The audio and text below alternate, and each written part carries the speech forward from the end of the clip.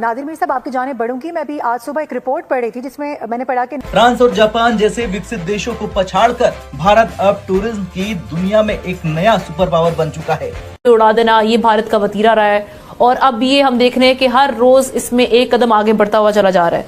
इसको कोई लगाम डालेगा। और world travel and tourism council की 2024-25 की रिपोर्ट के मुताबिक भारत अब दुनिया की 8वीं सबसे बड़ी टूरिज्म इकोनॉमी बन गया है। और सबसे बड़ी बात, दुनिया अब चौंक कर भारत को देख रही।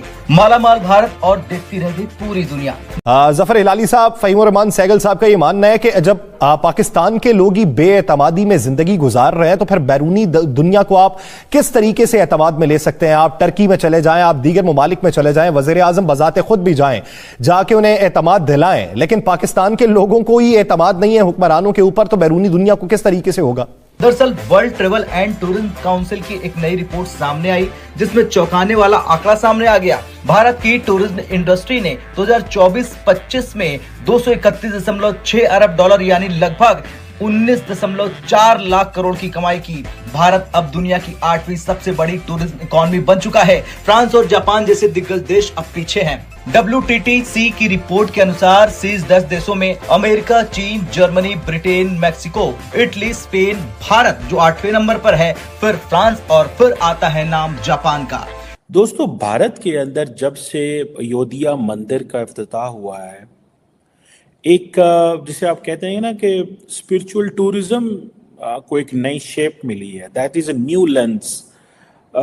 इससे क्या होगा, क्या प्राइम मिनिस्टर मोदी जो है वो जिसे कहते हैं ना, एक वो इसको नाम दिया जा रहा है रिलीजियस बूम टाउन्स, कि क्या ऐसे शहर बनने जा रहे हैं जो जिसे वो कहते हैं ना, प्राइम मिनिस्टर मोदी की जो हिंदू नेशनलिज्म के स्ट्रॉन्ग वो एक सपोर्ट बेस होगा, जहाँ पे इंफ्रास्ट्रक्चर बिल्डअप भी होगा, जहाँ पे मजहब भी होगा, इकोनॉमी भी होगी। ठीक है जी। प्रॉपर्टी की कीमतें भी कहा जा रहा है कि वहां पे बड़ी तेजी से बढ़ रही हैं। चलिए अब जानते हैं 10 साल पहले कहां था भारत। दरअसल 2013 में भारत की टूरिज्म रैंकिंग थी 24वीं और विदेशी पर्यटकों की संख्या महज 70 लाख। जीडीपी की हिस्सेदारी थी केवल 5 से 6%। फिर 2020 में आया कोरोना जिसने पूरी दुनिया की टूरिज्म इंडस्ट्री को झटका दे दिया। भारत में विदेशी पर्यटक घटकर सिर्फ 27 लाख रह गए। टूरिज्म का जीडीपी में योगदान 4% से भी नीचे आ गया। लेकिन मोदी सरकार ने टूरिज्म बजट 500 करोड़ से बढ़ाकर 2400 करोड़ कर दिया। इनक्रेडिबल इंडिया 2.0 डिजिटल प्रचार और फिल्मों के जरिए भारत की विविधता को प्रमोट किया गया।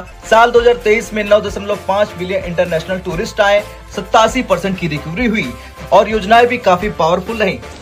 पाकिस्तान के लोगों को नहीं है, आपने बिल्कुल सही कहा, मगर उससे ज्यादा बाहर के मुल्क के लोगों को नहीं है।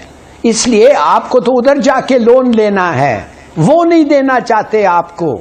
हम सब इधर बैठ के कहते रहते हैं जब भाई पॉलिटिक्स को ठीक कर दो और आप इकोनॉमी ठीक हो जाएगी। नहीं, वो कहते हैं तुम्हारे भाड़ में जाए तुम्हारे पॉलिटिक्स, तुम्हारी इकोनॉमी जो तुम्हारे पॉलिटिशियंस ने चलाया है और दूसरे लोग भी उनके साथ मिलके चलाए हैं। ये मत समझे कि सब फैसले सिर्फ हमारे पॉलिटिशियंस ने किए हैं और लोग भी इसमें मुलव्विस थे। आप फेल हो गए। हम आपको पैसे नहीं, देखिए आपकी रैंकिंग क्या है आपको पता है? CCC है आपकी रैंकिंग। CCC का मतलब क्या है? Significant risk of default. इसका मतलब क्या है कि आप डिफॉल्ट पे जा रहे हैं। जालिमों, मोदी की तस्वीरों ने एक बार फिर इंटरनेट ब्रेक कर दिया है। तो आइए बात करते हैं कि इस बार इंडिया के प्राइम मिनिस्टर नरेंद्र मोदी साहब की कौन सी तस्वीरों और वीडियोस ने इंटरनेट को ब्रेक कर दिया है। कुछ यूं है कि भारत के वजीर आजम की अक्सर ऐसी वीडियोस और तस्वीर आती हैं जिस पे बड़ी खबर बनती है और अब भी ऐसा ही हो रहा है। पहले हमने देखा था कि नरेंद्र मोदी साहब ने जब तेजस उड़ाया था तो उस वक्त वो यूनिफॉर्म पहनकर जब वो निकले थे और उनकी पिक्चर्स इंटरनेट पर आई तो इंटरनेट पर तो एक उधम मच गया और लोगों ने जो है उसको धड़ाधड़ शेयर करवाना शुरू कर दिया और कहा कि देखो कि भारत के वजीर आजम जो हैं ये तो जनाब तेजस उड़ा रहे हैं, ये क्या क्या कर रहे हैं। लेकिन अब हुआ कुछ यूं है कि मोदी साहब एक आइलैंड पर पहुंचे हैं और वहां पर उन्होंने स्नॉर्कलिंग, डाइविंग और स्विम और उस आइलैंड पर उनकी पिक्चर्स जो हैं ये सब करते हुए वायरल हो रही हैं। स्वदेश दर्शन योजना के तहत धार्मिक और सांस्कृतिक जगहों को एक थीम के साथ डेवलप किया गया और फिर आया इसका अपग्रेडेड वर्जन स्वदेश दर्शन 2.0, जिसमें सस्टेनेबल टूरिज्म और लोकल इन्वॉल्वमेंट को फोकस में रखा गया। इंफ्रास्ट्रक्चर में भी गंभीर सुधार किए गए। 2014 तक भारत में सिर्फ 91,000 किलोमीटर नेशनल हाईवे थे, जो अब बढ़कर 1.46 लाख किलोमीटर हो चुके हैं। और ये जो आपको पता है कि राम मंदिर का इफ्तिताह, ये सारा तकरीबन $225 मिलियन का एक ये प्रोजेक्ट था। और जारी बात है इधर एक रिलीजियस कॉन्फ्लिक्ट था। एक आपको पता है कि 16वीं सदी में बाबरी मस्जिद बनी अंदर, और ये फिर 1992 में डिमोलिश हुई और देन कम्युनल राइट्स हुए, सारा कुछ हुआ। लेकिन हिंदूज बिलीव करते हैं कि ये समझते हैं कि यहाँ पे that is a birth place of Lord Ram, और इसका उन्होंने वो किया। नमस्कार दोस्तों।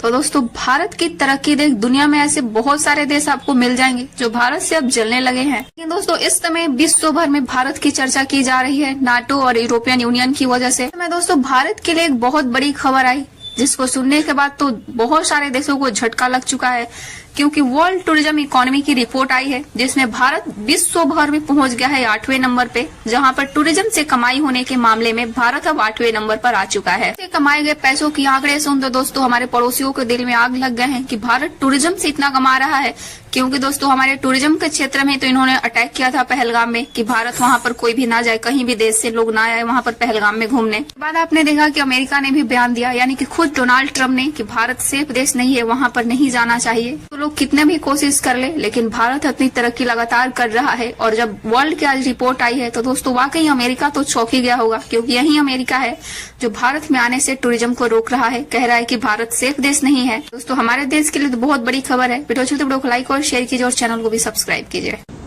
कौन देना चाहता है पैसे उन लोगों को जो सिग्निफिकेंट रिस्क ऑफ डिफॉल्ट पे हैं और रह चुके हैं 20-30 साल से? हमारी इकोनॉमी क्या प्रोग्रेस कर गई है, ये खुद ये साहब जो हैं आपको बता रहे हैं। सो ये देखिए, आईटी सेक्टर में देखे 200 बिलियन किधर और 1 बिलियन किधर। भाई, इन लोगों को नहीं आता चलाने, इसलिए अब लोग कहने लगे इलेक्शंस भी भूल जाओ। अब लोग कहने लगे हैं तुम ला के वो चेहरे दिखाओ जो इकोनॉमी को ठीक कर सकते हैं, और ये मत कहो कि अगर सियासतदानी कर सकते हैं या पॉलिटिकल स्टेबिलिटी हो जाए। पॉलिटिकल स्टेबिलिटी बेशक हो जाए, फिर भी नहीं होने देंगे।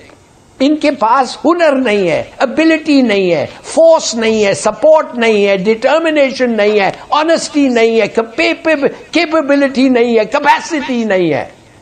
मान जाओ और फिर एक गवर्नमेंट बनाओ।